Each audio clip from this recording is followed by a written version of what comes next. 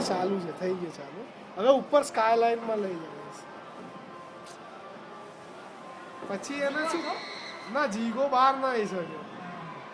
પછી એને શું કર્યું,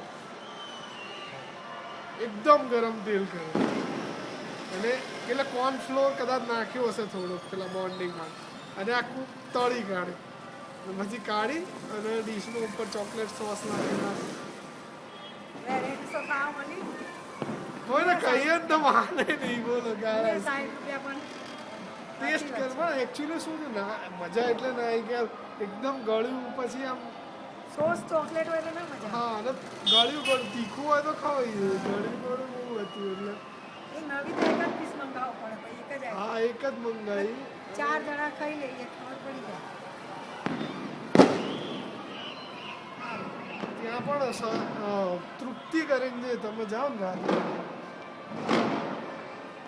વિધાનસભાની સામે બેન